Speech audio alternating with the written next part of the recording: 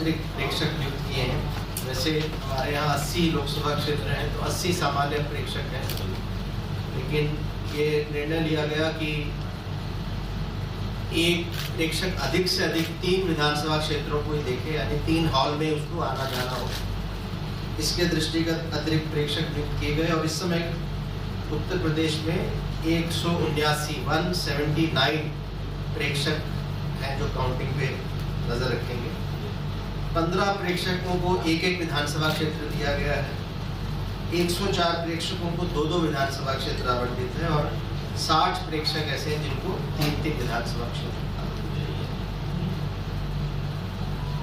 80 लोकसभा क्षेत्रों में 80 returning officers हैं और उनके साथ 1581 सहायक रिटर्निंग ऑफिसर AROs तैनात किए गए हैं। 403 AROs तो विधानसभा वार पहले से ही उनके साथ तैनात थे। 1178 अतिरिक्त AROs तैनात किए गए हैं और इसका कारण है कि जो बड़ी संख्या में जो पोस्टल बैलेट्स होते हैं उनकी गणना होती है और एक टेबल पे अधिक से अधिक 500 पोस्टल बैलेट्स की गणना की जाए। इस हिसाब से जो 5 विधानसभा क्षेत्रों के अलग अलग हॉल होंगे एक लोकसभा में, 5 या 6, उसके अलावा एक अन्य हॉल तय किया गया जिसमें पोस्टल बैलेट्स की गणना होगी। और उदाहरण के लिए अगर किसी लोकसभा क्षेत्र में 4000 पोस्टल बैलेट है तो 500 के हिसाब से वहाँ 8 टेबल लगेंगे। हर टेबल पे एक पृथक ARO होगा।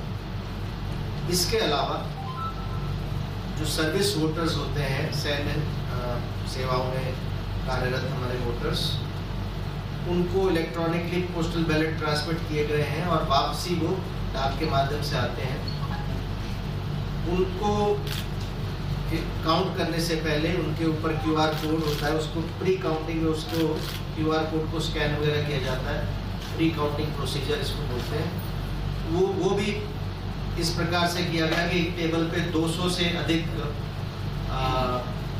पोस्टल बैलेट सर्विस वोटर वाले ना रहे और उस हिसाब से जो अलग टेबल लगेंगे, 10 टेबल पे एक ARO प्री काउंटिंग के लिए लगेगा और पैरेलल पोस्टल बैलेट्स, यानी जो पोस्टल बैलेट्स सर्विस वोटर्स के हैं इलेक्ट्रॉनिकली ट्रांसमिट, उनकी तो स्कैनिंग चलेगी 8 बजे से, इस हिसाब से कि प्रत्येक टेबल पे 200 इलेक्ट्रॉनिकली ट्रांसमिटेड पोस्टल बैलेट हो।